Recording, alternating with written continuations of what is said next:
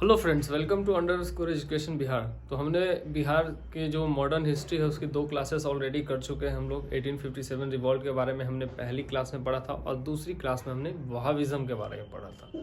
आज तीसरी क्लास में हम लोग पढ़ेंगे स्वदेशी मूवमेंट के बारे में और एक और नया टॉपिक जो है फॉर्मेशन ऑफ मॉडर्न बिहार के बारे में, कि आज जो मॉडर्न बिहार है वो किस तरह से बना, क्या उसके पिलर्स थे, क्या रीजन्स थे, इनके बारे में हम लोग बात करेंगे। और एक बहुत ही इंपॉर्टेंट टॉपिक है स्वदेशी मूवमेंट के बारे में। तो चलिए आज की हम लोग क्लास शुरू करते हैं। तो सबसे पहले हम लोग बात करेंगे स्वदेशी मूवमेंट के बारे में। स्वदेशी मूवमेंट बेसिकली क्या है, इसको एंटी पार्टीशन मूवमेंट भी कहा जाता है। स्वदेशी मूवमेंट को एंटी पार्टीशन मूवमेंट भी कहा जाता है। ठीक है, एंटी पार्टीशन मूवमेंट क्या है कि ब्रिटिशर्स ने क्या किया कि बंगाल को डिवाइड किया। ठीक है, अंग्रेज जो है बंगाल को डिवाइड करने का एक उन्होंने प्लान लाया कि बंगाल को हम लोग करते हैं डिवाइड। और बंगाल को डिवाइड क्यों करेंगे, क्योंकि बंगाल जो है एक सेंटर था किसका, फ्रीडम फाइट मूवमेंट का। आप देखोगे कि शुरू से ही 1857 से ही, उससे पहले से ही बंगाल जो है एक बहुत बड़ा केंद्र रहा है, सेंटर रहा है फ्रीडम फाइट मूवमेंट का।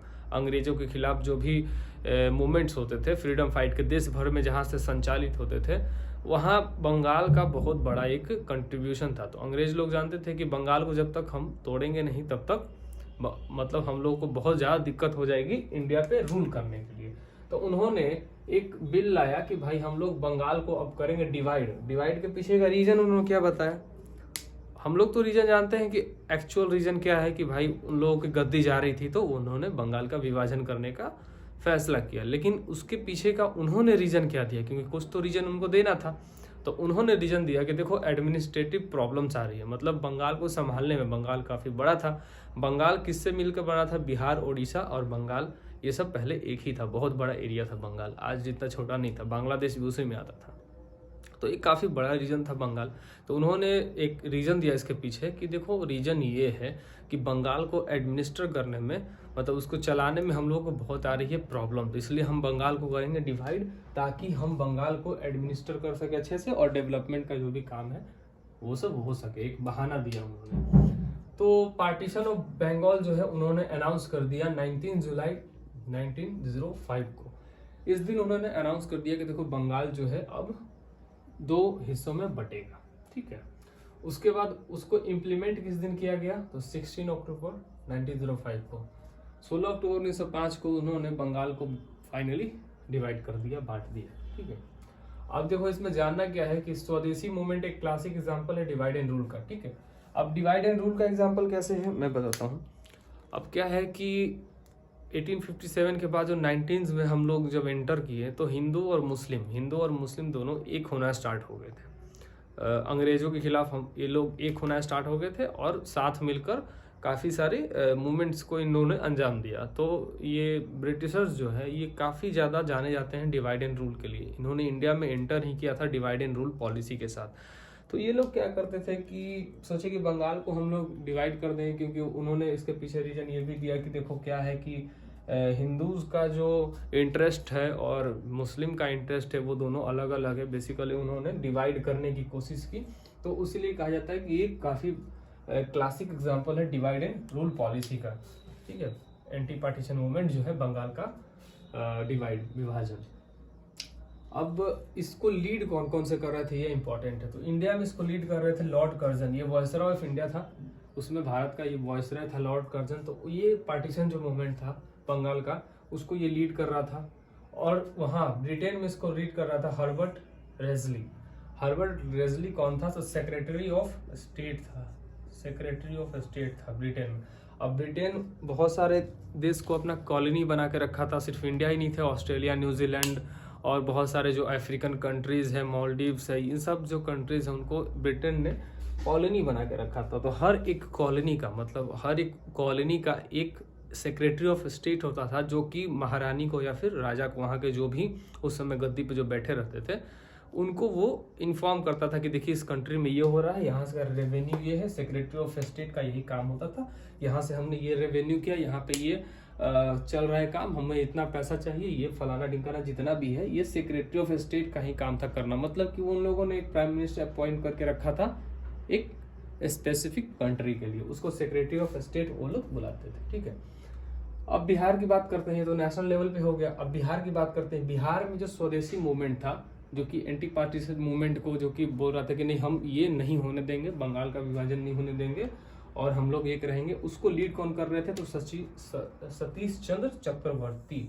ये बिहार में उसको लीड कर रहे थे इस मूवमेंट को। यहाँ पे वो स्प्रेड कर रहे थे, जागरूक कर रहे थे लोगों को, ठीक है, कि हाँ देखो ये हमारे लिए गलत है, जो बंगाल का पार्टीशन ये बहुत गलत हो रहा है, अंग्रेज हमारे साथ गलत कर रहे हैं, हम लोग को एक रहना है, हम लोगों को टूटना नहीं है, ठीक है। तो इन लोगों को जो भी अवेयरनेस फैलाना था समाज में, वो कर रहे थे बिहार में सतीश चंद्र चक्रवर्ती। अब 1904 में क्या होता है कि देवघर में गोल्डन लीग की एस्टेब्लिशमेंट होती है। ये एक प्रीवियस ईयर क्वेश्चन है। 1904 में देवघर में गोल्डन लीग की एस्टेब्लिशमेंट होती है, स्थापना होती है, ठीक है। देवघर काफी इंपॉर्टेंट है, आप जानते हो, जैसे कि 1857 की जो रिवॉल्ट हुई थी वो स्टार्ट हुआ था बिहार में देवघर से ही, रोहिणी विलेज था वहीं से, हमने पहली क्लास में ही ये हम पढ़ चुके थे। तो देवघर काफी एक इम्पॉर्टेंट सेंटर था बिहार के लिए। तो वहाँ पे 1904 में गोल्डन लीग क्या होता है, बनता है। उसका काम यही होता है कि स्वदेशी मूवमेंट को बढ़ाना, बिहार में स्वदेशी मूवमेंट को फैलाना, यही उसका मेन गोल्डन लीग का काम होता है। अब आते हैं अगली टाइमलाइन की ओर, वो है 1906। 1906 क्यों इंपॉर्टेंट है कि 1906 में रामकृष्ण मिशन, काफी इंपॉर्टेंट ये ऑर्गेनाइजेशन है। तो रामकृष्ण मिशन पटना में स्टैब्लिश होता है, किनके द्वारा? तो बाबाजी ठाकुर दास के द्वारा। ये इंसान जो है पटना में रामकृष्ण मिशन की स्थापना करते हैं 1906 में, और ये बीपीएससी इस क्वेश्चन को पूछ चुका है, ठीक है। बाबाजी ठाकुर की बिहार में रामकृष्ण मिशन की स्थापना कब की और किसने की? तो ये बाबाजी ठाकुर ने 1906 में की थी। ये बीपीएससी का प्रीवियस ईयर क्वेश्चन है, ठीक है। अब रामकृष्ण मिशन का क्या ऑब्जेक्टिव था? तो ये इसका ऑब्जेक्टिव था रामकृष्ण मिशन का, नेशनलिज्म एंड एजुकेशन, नेशनलिज्म और एजुकेशन को स्प्रेड करना, फैलाना, ये रामकृष्ण मिशन का मेनली ऑब्जेक्टिव था। क्योंकि रामकृष्ण मिशन जो एक ऑर्गेनाइजेशन था वो बिहार में चाहती थी कि हम लोग राष्ट्रवाद और शिक्षा को बढ़ाएं। राष्ट्रवाद, नेशनलिज्म, अपने देश से प्यार करना, ठीक है, ये, और शिक्षा, जानते थे कि अगर ये दोनों रहेंगे तभी हम आज़ाद हो पाएंगे अंग्रेजों से, ठीक है। एजुकेशन, शिक्षा हमारे पास रहेगी तो कोई हमें तोड़ नहीं पाएगा, कोई हमें बहला फुसला नहीं पाएगा, कोई हमें भटका नहीं पाएगा। और नेशनलिज्म रहेगा तो हमारे अंदर एक जोश रहेगा, हम लड़ने के लिए हमेशा तैयार रहेंगे, गलत पाथ पे नहीं चलेंगे। तो बेसिकली यही काम था रामकृष्ण मिशन का। तो उसको 1906 में बाबाजी ठाकुर ने पटना में इस्टेब्लिश किया था, ठीक है। तो इस स्लाइड में हमने स्वदेशी मूवमेंट के बारे में पढ़ा। अगली स्लाइड में हम कुछ और फैक्ट्स के बारे में पढ़ेंगे, फिर पढ़ेंगे हम formation of modern day Bihar के बारे में। तो बढ़ते हैं अपनी अगली स्लाइड की।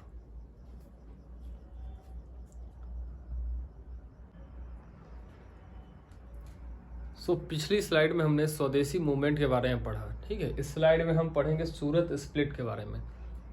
अब बंगाल का एक स्प्लिट हो चुका था, बंगाल डिवाइड हो चुका था दो पार्ट्स में 1905 में। अब अगला एक बड़ा इंसिडेंट होता है 1907 में। 1907 में क्या होता है? सूरत स्प्लिट होता है, कांग्रेस का एक सेशन होता है सूरत में, उसी में कांग्रेस दो पार्ट में डिवाइड हो जाता है, बट जाता है, ठीक है। एक बनता है गरम दल, एक बनता है नरम दल, ठीक है, मॉडरेट और एक्सट्रीमिस्ट, ठीक है, गरम दल और नरम दल। ये दो पार्ट में कांग्रेस जो है 1907 में सूरत का जो कांग्रेस का जो सेशन होता है उसमें डिवाइड हो जाता है। और उस सेशन के हेड कौन होते हैं उस समय? तो रास बिहारी घोष। और ये सूरत सेशन से न जाने कितनी बार क्वेश्चन बीपीएससी से लेके एसएससी बहुत सारे एग्जाम्स में पूछ चुका है कि सूरत सेशन कब हुआ था। सूरत सेशन जब हुआ उसमें उसके प्रेसिडेंट कौन थे, ठीक है, कई बार पूछ चुका है। अब गरम दल और नरम दल दो पार्टी बन जाता है। गरम दल ये क्या करता है? ये सपोर्ट करता है इनडायरेक्ट इलेक्शंस को, जो हमने पिछली स्लाइड में पढ़ा था, मॉर्ले मिंटो रिफॉर्म्स। तो उस मॉर्ले मिंटो रिफॉर्म्स को गरम दल जो है वो सपोर्ट कर रहा था। लेकिन जो नरम जो दल है ये बोल रहा था कि नहीं, गरम दल बोल रहा था कि हम आज़ादी तो लेंगे लेकिन बिना वायलेंस के लेंगे, नॉन वायलेंस के साथ हम आज़ादी लेंगे, बिना लड़ाई झगड़ा के लेंगे। लेकिन गरम दल बोल रहा था कि नहीं, अब हमें हथियार उठाने की ज़रूरत आन पड़ी है, अब हम आज़ादी अंग्रेजों से हथियार के दम पे लेंगे, उनको मारेंगे, उनसे एक वॉर करेंगे, गुरिल्ला वॉरफेयर करेंगे, और उसके बाद हम लोग आज़ादी लेंगे अंग्रेजों से। तो ये बेसिकली गरम दल का जो है वो ऑब्जेक्टिव था, मेन ऑब्जेक्टिव। और नरम दल क्या बोल रहे थे? नरम दल बोल रहे थे कि हम लोग जो है वो आज़ादी आराम से लेंगे, कोई दिक्कत नहीं है, हम लोग नॉन वायलेंस के साथ लेंगे। सॉरी, ये गलत यहाँ पे हो गया है, इंग्लिश में गलत हो गया, मॉडरेट और ये एक्सट्रीमिस्ट। ठीक है, और उस समय जो प्रेसिडेंट थे उसके रास बिहारी घोष, हमने इसके बारे में पढ़ लिया। अब आते हैं अनुशीलन समिति के बारे में। ये अनुशीलन समिति क्या थी? बेसिकली ये जो गरम दल है उसी का ये विंग था। जैसे कि आप आज देखते हो कि बीजेपी और आरएसएस है। आरएसएस क्या है? एक थिंक टैंक है। आरएसएस एक थिंक टैंक है, उसी तरह जो ये गरम दल है ये एक थिंक टैंक है। कहाँ लिख दूं इसके बारे में? यहाँ लिख देता हूँ। गरम जो दल है एक थिंक टैंक है। ठीक है, गरम दल एक थिंक टैंक है, मतलब गरम दल में जितने भी मेंबर्स है वो लोग पॉलिसी बनाएंगे, वो लोग नए नए आइडियाज को जनरेट करेंगे। जितना काम था वो गरम दल के जो लीडर्स थे उनका काम था। और अनुशीलन समिति का क्या काम था कि वो लोग इसको जो थिंक टैंक में जो भी ऑब्जेक्टिव पास हुआ, जो रेजोल्यूशन पास हुआ, उसको अप्लाई करने का काम करते थे। जैसे कि आरएसएस एक थिंक टैंक है, उसका एक आइडियोलॉजी है, विचारधारा है, और बीजेपी जो है वो एक पार्टी है, वो उसको आगे की ओर फैलाती है। ठीक है, तो वो काम है, वही काम था गरम दल और अनुशीलन समिति का। ये एक थिंक टैंक था, ये लोग पॉलिसी बनाते थे और ये लोग क्या करते थे, उसको इम्प्लीमेंट करते थे देश भर में। अनुशीलन समिति। अब अनुशीलन समिति को फाउंड किसने किया? तो सतीश चंद्र बसु ने। सतीश चंद्र बसु जो थे उन्होंने अनुशीलन समिति के फाउंड किया, वही उसके फाउंडर थे। और इसका मैंने बता ही दिया कि इम्प्लीमेंट द आइडियाज ऑफ गरम दल। गरम दल के जो आइडियाज थे उसको इम्प्लीमेंट करना इसका बेसिक मेन ऑब्जेक्टिव था। ठीक है, अब हम पढ़ेंगे अगले एक इम्पॉर्टेंट टाइमलाइन के बारे में, जो है गवर्नमेंट ऑफ इंडिया एक्ट 1909। ये 1907 में हुआ, 7 के बाद सबसे इम्पोर्टेंट जो है 1909 है। उसमें आया था गवर्नमेंट ऑफ इंडिया एक्ट 1909। इसको हम लोग मॉर्ले मिंटो रिफॉर्म्स भी बोलते हैं। ठीक है, ये मिंटो कौन है? मिंटो वायसराय है। और मॉर्ले कौन है? ये सेक्रेटरी ऑफ स्टेट है। ठीक है, ये इंडिया में और ये ब्रिटेन में, जैसा कि हमने पिछली वीडियो में पढ़ा था सेक्रेटरी ऑफ स्टेट के बारे में, पिछली स्लाइड में, सॉरी। तो ये मॉर्ले मिंटो रिफॉर्म्स आया उसी समय। इसमें क्या थे कि इनडायरेक्ट इलेक्शंस इंट्रोड्यूस किए गए थे। इसमें इनडायरेक्ट इलेक्शंस को, मॉर्ले मिंटो रिफॉर्म्स में इनडायरेक्ट इलेक्शंस को इंट्रोड्यूस किया गया था कि अब इंडियंस के पास एक इलेक्शन में पार्टिसिपेट करने की पावर आ गई थी। भले ही वो इनडायरेक्ट इलेक्शन हो, लेकिन एक पावर आ गई थी। अब उसके बाद आते हैं हम लोग, बढ़ते हैं मुजफ्फरपुर बॉम्ब केस के बारे में। अब देखिए होता क्या है, ये जो इनडायरेक्ट इलेक्शंस था इसको मिंटो ने ला के, नरम दल था उसको तो इन्होंने खुश कर दिया कि देखो हमने इनडायरेक्ट इलेक्शंस इंडिया में इंट्रोड्यूस कर दिए हैं, अब इंडियंस भी इलेक्शन में पार्टिसिपेट कर पाएंगे। तो नरम दल को तो इन्होंने खुश कर दिया। अब गरम दल इससे काफ़ी नाराज़ था। एक्सट्रीमिस्ट जो लोग थे, अनुशीलन समिति के जो लोग थे, वो काफ़ी से नाराज़ थे। तो उन्होंने कहा कि अब कोई एक बड़ा स्टेप उठाने की ज़रूरत है। तो ये स्टेप कहाँ उठता है? तो ये स्टेप उठता है बिहार में। उसका नाम होता है, एक कांड होता है मुजफ्फरपुर बॉम्ब केस। ये एक केस होता है। अब देखिए इस केस में क्या होता है, इसमें इम्पोर्टेंट क्या है, तो ये टारगेट है। देखो एक जज होता है किंग्सफोर्ड, ये जज टारगेट होता है। ये देखो करता क्या था, ये बहुत बायस था। ये जज जो है बहुत ज़्यादा बायस था। ये क्या करता था कि अगर मान लेते हैं कि एक अंग्रेज और एक इंडियन भारतीय कोई सेम गुनाह करे, तो भारतीय वो क्या करता था कि फांसी पे लटका देता था और अंग्रेज को जाने देता था, बरी कर देता था। जैसे कि मान लेते हैं कि एक ब्रिटिश मूल का, एक ब्रिटिश ओरिजिन का निवासी है, एक अंग्रेज है, उसने क्या किया कि किसी का मर्डर कर दिया, या फिर चलो चोरी कर लिया किसी के घर पे जाके, ठीक है, और एक इंडियन भी किसी यहाँ चोरी कर लिया किसी के घर जाके। तो वो किंग्सफोर्ड जो था इतना बायस था, ये अंग्रेज को वो छोड़ देता था, बहुत सारे बहाने देकर छोड़ देता था कि देखो इसकी मजबूरी थी ऐसा वैसा, और जो इंडियन था, भारतीय था, उसको फांसी पे चढ़ा देता था। तो ये बहुत ज़्यादा बायस था। तो खुदीराम बोस और प्रफुल्ल चाकी, ये दो काफ़ी इंपॉर्टेंट नाम हैं, इनको याद रखना है आपको। तो इन दोनों ने प्लान बनाया। ये दोनों बेसिकली अनुशीलन समिति के ही मेंबर थे। अनुशीलन समिति मतलब गरम दल, ठीक है, ये सबको आपको याद रखना है, इसके मेंबर थे। तो इन्होंने प्लान बनाया कि हम जो किंग्सफोर्ड है इसको मार देंगे। अब किंग्सफोर्ड जो है एक दिन जा रहा था, उसके साथ बहुत सारे काफिला, जो बग्गी है घोड़ा का होता था पहले, उससे वो जा रहा था, उसके साथ 3-4 बग्गी और चल रहा था। तो इन लोगों ने सोचा कि चलो इस पे बम फेंक के इसको मार देंगे। लेकिन हुआ क्या, जब उन्होंने बम फेंका तो कंफ्यूजन में आकर उन्होंने पहचान नहीं पाए कि कौन सी बग्गी में है। बम जाकर एक जो वकील है उसका नाम देखो, वकील का नाम ये है पिंगली कैनेडी। ये वकील है, इसकी वाइफ और डॉटर, जो इसकी पत्नी और बेटी है, एक चक्की बग्घी में बैठे रहते हैं, उस पे जाके गिर जाता है। मतलब मारना इसे था, रियल टारगेट ये था, लेकिन मिस्टेक से जो एक वकील था पिंगली कैनेडी, जो कि काफी ज्यादा इंडियंस के सपोर्ट में रहता था, भारतीय लोगों के सपोर्ट में रहता था, उसके वाइफ और डॉटर जो है उस बॉम्ब कांड में मारे जाते हैं, उनकी डेथ हो जाती है। गलती से बॉम्ब जो है इसके बग्गी पे गिर जाता है और ये जज जो था किंग्सफोर्ड, ये बच जाता है। अब जब ये इंसिडेंट होता है तो प्रफुल्ल जो चाकी है इतना ज़्यादा इस इंसिडेंट से इतना ज़्यादा वो मायूस हो जाते हैं, इतना ज़्यादा वो दुखी हो जाते हैं कि वो सुसाइड कमिट कर लेते हैं। वो सुसाइड कमिट कर लेते हैं कि मैंने एक बेगुनाह दो बेगुनाह को मार दिया, जो कि काफ़ी ज़्यादा इंडियंस के प्रति काफ़ी ज़्यादा फेवर में रहते थे, उनको मैंने मार दिया। तो उन्होंने सुसाइड कमिट कर लिया और अंग्रेजों ने क्या किया, खुदीराम बोस को फांसी दे दिया। तो ये मुजफ्फरपुर बॉम्ब केस काफ़ी इंपॉर्टेंट बीपीएससी के लिए इसलिए है क्योंकि मुजफ्फरपुर बिहार में पड़ता है और बिहार से रिलेटेड जो भी इंपॉर्टेंट नेशनल लेवल पे, इंटरनेशनल लेवल पे जो भी खबरें होती है बीपीएससी उससे पूछता जरूर है। तो आपको ये याद करना है, सूरत split is the most important, इसको याद करना है, उसको याद करना है, ये सब आप नोट कर सकते हो। तो बढ़ते हैं अपनी अगली स्लाइड में, जिसमें हम पढ़ेंगे फॉर्मेशन ऑफ बिहार के बारे में। तो बढ़ते हैं अपनी अगली स्लाइड की ओर।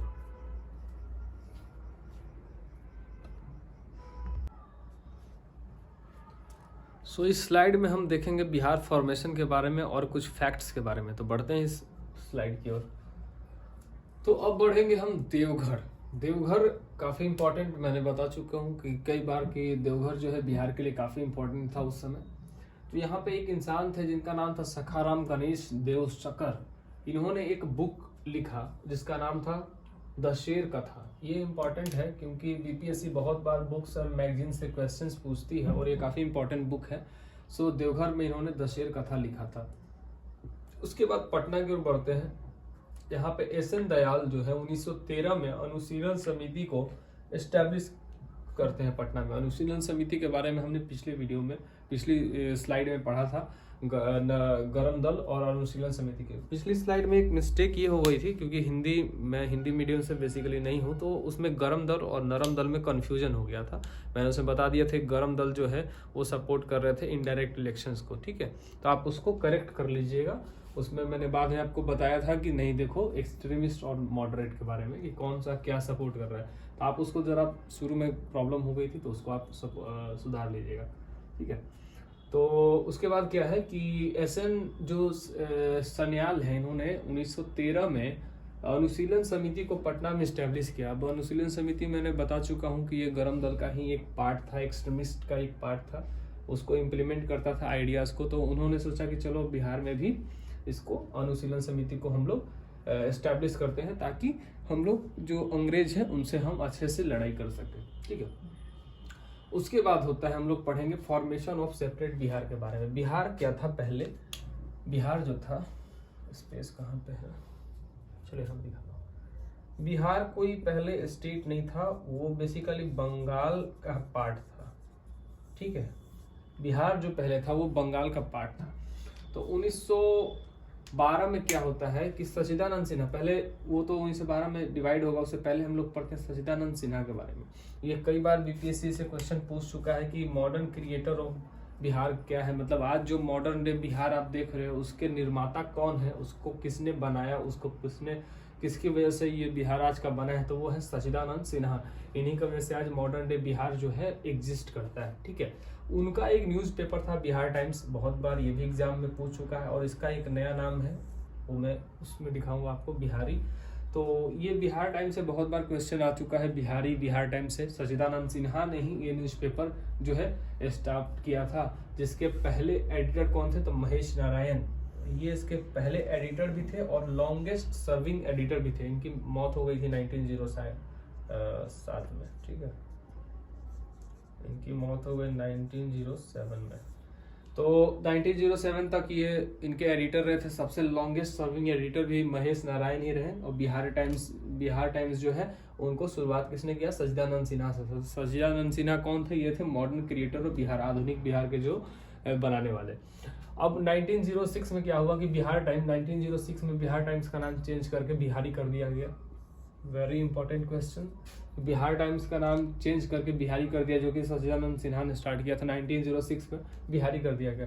बिहारी जब किया गया था उस समय भी इसके एडिटर कौन थे? महेश नारायण, क्योंकि इनकी मृत्यु हुई थी 1907 में। ठीक है, फिर 1906 में क्या होता है कि कलकत्ता में बिहार स्टूडेंट क्लब का फॉर्मेशन होता है। कलकत्ता में बिहार स्टूडेंट क्लब का फॉर्मेशन होता है किनके द्वारा? राजेंद्र प्रसाद के द्वारा। ये फर्स्ट प्रेसिडेंट ऑफ इंडिया है। ठीक है, तो इनको याद रखना है कि 1906 में कोलकाता में बिहार स्टूडेंट क्लब का फॉर्मेशन होता है किसके द्वारा? तो राजेंद्र प्रसाद के द्वारा। और इसका फर्स्ट जो स्टूडेंट कन्वेंशन है वो कहाँ पे होता है? पटना में। ठीक है, वो किसके कौन कौन उसमें मतलब मेन लोग थे जो शामिल होते हैं? तो एक तो राजेंद्र प्रसाद खुद थे। ठीक है, दूसरा बात एस.एन. सिन्हा मतलब सच्चिदानंद सिन्हा थे, और तीसरे मजहरूल हक थे। मजहरूल हक काफ़ी इंपॉर्टेंट पर्सनालिटी है बिहार के, इनके नाम पे स्टेडियम भी है पटना में अभी फिलहाल। तो ये इंपॉर्टेंट पर्सनालिटी जो थे, फर्स्ट कन्वेंशन जब हुआ था बिहार स्टूडेंट क्लब का, उसमें ये लोग शामिल थे। अब बिहार फॉर्मेशन की ओर बढ़ते हैं। इतना सारा चीज हो गया। ठीक है, उसके बाद बिहार बनता है 22 मार्च 1912 को। फाइनली बिहार जो है बनता है। बिहार सिर्फ अकेला नहीं बनता है, बिहार प्लस उस समय ओडिशा होता है। ठीक है, बंगाल से तो अलग होता है, लेकिन बिहार प्लस ओडिशा उस समय होता है। वो 1912 में बिहार प्लस ओडिशा जो है एक सेपरेट स्टेट बन के निकलता है, जिसकी कैपिटल होती है पटना। ठीक है, हम आगे पढ़ेंगे कि बिहार ओडिशा कब अलग होता है। गवर्नमेंट ऑफ इंडिया एक्ट 1935 से बिहार ओडिशा भी अलग हो जाता है। ठीक है, 1936 में। तो ये सब हम आगे पढ़ेंगे। झारखंड फिर अलग होता है 15 नवंबर 2000 को।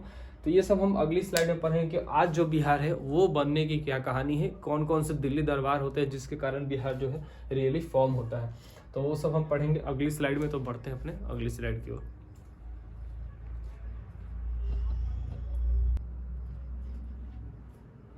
इस स्लाइड में हम बिहार और भी कई हिस्सों में टूटता है उसके बारे में पढ़ेंगे, और उसके बाद दिल्ली दरबार के बारे में पढ़ेंगे। ठीक है, तो मैंने बताया कि 1912 में 22 मार्च 1912 1912 में क्या हुआ है कि बिहार जो है सेपरेट होता है, और कंबाइंड सेपरेट होता है किसके किसके साथ? बिहार प्लस ओडिशा। बिहार और ओडिशा कंबाइंडली सेपरेट हो जाता है बंगाल से 1912 में 22 मार्च को। ठीक है, अब उसके बाद क्या होता है कि गवर्नमेंट ऑफ इंडिया एक्ट 1935 के अंडर में 1 अप्रैल 1936 को 1 अप्रैल 1936 को बिहार और ओडिशा भी सेपरेट हो जाता है। बिहार में से ओडिशा जो है सेपरेट हो जाता है।